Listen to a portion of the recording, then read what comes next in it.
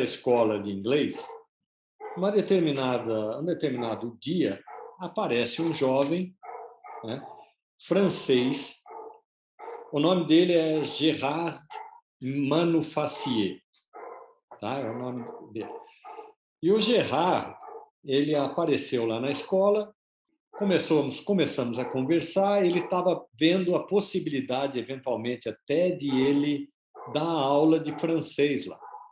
Ele falava inglês comigo, falava um pouco de inglês, um pouco de português. Ele aprendeu português muito rápido, ele tinha ido até o sul do país, feito umas passagens, mas tinha procurado aprender por livro. Eu lembro que eu fiquei tão impressionado com ele, que eu falei assim, mas Gerardo, como é que você aprendeu português em tão pouco tempo? Em 3 meses ele estava falando, lendo em português. Ele falou assim, olha, eu me concentrei nas expressões da língua. Tá? Eu achei interessante que ele se concentrou nas expressões e aí ele conseguiu, com isso, criar um laço, criar um elo com a língua, né? E aí, claro, uma coisa leva a outra, ele foi aprendendo cada vez mais, foi lendo, falando, conversando, e foi aprendendo. Mas o Gerard, quando ele veio procurando emprego e tal, eu peguei, aproveitei e falei para ele, falei, olha, motivo de eu estar aqui, eu estou trazendo a mensagem Bahá'í, você já ouviu falar sobre a fé Bahá'í e tal. E ele era um cristão um tanto convicto. Uhum. Né? E quando eu falei da fé, ele, de certa maneira, mostrou algum interesse, mas a mesma reação que nós tivemos, vamos dizer assim, fala, puxa vida, isso aí é diferente de uma origem em Cristo, aparentemente. Né? E aí ele começou a ter alguns questionamentos, mas ele vinha todos os dias, ele voltava e a gente ficava conversando sobre a fé, né? Sobre vários aspectos da fé. Como ele gostava de aspectos bíblicos, eu arrumei um livro para ele que se chama Ladrão na Noite. E ele passava o dia, e eu estava dando aula, ele passava o dia lendo o livro, chegava à noite ele ia tirar as dúvidas naquilo que eu pudesse ajudar. Levava alguns questionamentos. E nós conversávamos, Né? Chegou um momento, ele teve aquela fase que você falou assim, de uma certa rebeldia, sou meio contra isso. Tal. Negação. Negação. Né? Aí, com o tempo, a coisa virou, opa, né? Até o ponto da aceitação. Né? E ele chegou um dia, ele falou, olha, eu não tenho mais dúvida, eu quero abraçar essa fé. Hoje eu sou um Bahá'í. Puxa, Né? que legal. Foi muito interessante ele, porque, assim, para muitas pessoas, eu diria que o trato da conversação, do dia a dia, né? Você tem que ir abordando diferentes aspectos. Ele tinha muito, me impressionou muito, porque eu enxergava nele os jovens que nós éramos em Mojimirim há 6 meses antes, vamos falar assim, alguns meses antes. Ele buscava, porque a partir do momento que ele, né, realmente percebeu tem alguma coisa aqui, o ímpeto dele, primeiro, me estranhou. Como é que uma pessoa consegue ler? Ele tinha algumas dúvidas, até, às vezes, eventualmente, do português e tal, mas ele conseguiu ler um livro, Ladrão na Noite, tendo Pois, aprendido uma língua fazia poucos meses. pois é. E ele se mostrou extremamente interessado, ele foi atrás, em nenhum momento ele desistiu. Ele não era aquela pessoa que eu precisava ir lá, vou visitá-lo e tal. Podia contar que ele viria todos os dias ali. Né? Então, é uma coisa mais. Imagina a alegria de alguém que está se levantando para servir e encontrar uma alma dessa, uma alma totalmente receptiva. Que Né? coisa. E que chega ao ponto da aceitação da fé. Mas aí ele já tinha como planejamento, ele ia passar pela Guiana Francesa. Né? Aí eu perdi notícias dele assim de maneira direta, até porque, vamos lembrar, né, naquela época a gente não tinha celular, não tinha WhatsApp, não tinha nem Ah, Gmail, nem nada, né? carta e Correio olhe lá, né? eletrônico, nada. Era quando você mandava uma carta, era um sofrimento para chegar, né? Mesmo dentro do Brasil. Sim. Agora, para ir para outro país, você imagina. Mas aí eu comecei a ter notícias, mesmo depois que eu voltei de Macapá, né? comecei a ter notícia. Dona Guite chegou a visitá-lo lá. Dona Ele Guite, se não mudou me para engano, Guiana? ele mudou. Ele começou, ele morou lá, tal.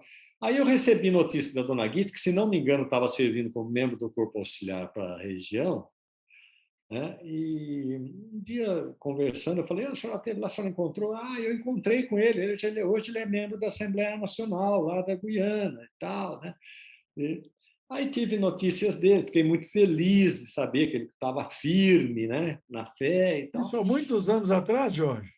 Isso faz muitos anos, faz muitos anos. Agora, mais recentemente, um pouco antes da pandemia, me deu a louca assim, deu falar: mas não é possível, nesse mundo que nós estamos. Eu sabia que ele estava na França, eu sabia, ele foi como pioneiro para Angola, ficou muitos anos como pioneiro em Angola, tá, na África.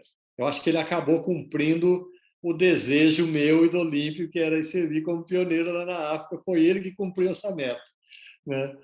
E isso eu tinha notícia, mas assim, notícias esparsas. Daí acabei encontrando com ele Facebook, pelo Facebook, falou: me manda seu endereço e tal, né? Aí ele me escreve uma carta linda, Pato, uma carta maravilhosa. Quer dizer, você sabe disso, né? Nós, entre barrais, ninguém se agradece, até porque o que você está levando não é sua, a mensagem não é sua, o serviço não é seu, quem toca o coração da pessoa não é você, É, você é um instrumento, né? é o veículo, Mas né? ele, muito amorosamente, escreveu uma carta contando a história dele e tal, de que ele estava lá. E aí ele escreve, ele agradeceu, falou: Jorge, eu tenho muito que agradecer por ter ensinado a fé. Imagina, isso é coisa que não se faz. Mas partindo dele, eu recebi com todo amor e tal, entendendo o que ele quis dizer e tal, né? Uma E daí ele gratidão falou pelo assim: presente, é uma gratidão pelo presente que você deu para ele, ué. sim, claro, claro. A gente tem essa gratidão para quem falou da gente, da fé. É. Você hoje citou Carlos aqui, pessoa maravilhosa, tal, né? A gente tem essa gratidão. Afinal de contas, foram um instrumento.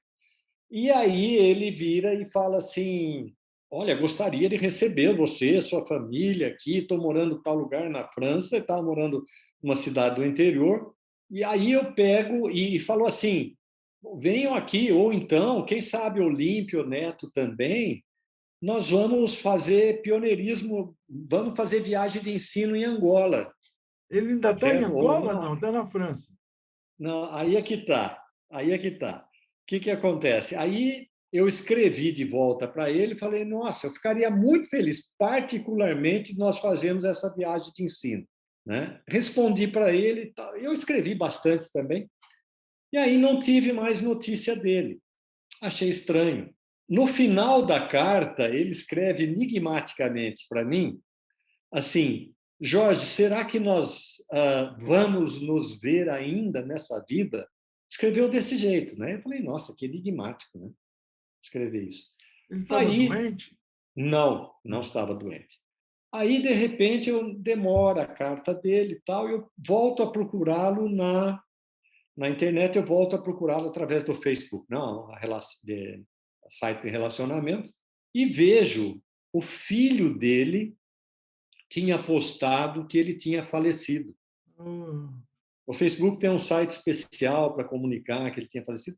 E aí eu verifiquei, isso foi logo depois que eu escrevi a carta, que ele respondeu, que eu respondi e tal.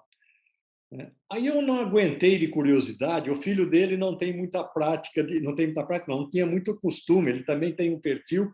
Eu batalhei, localizei o filho dele, e perguntei para ele, falei: você é o filho? Eu não tinha certeza disso aí. Você é o filho do Gerard? Ele falou: sou eu mesmo. Aí eu falei: puxa vida, olha, aconteceu isso, tal, você não me conhece, tal.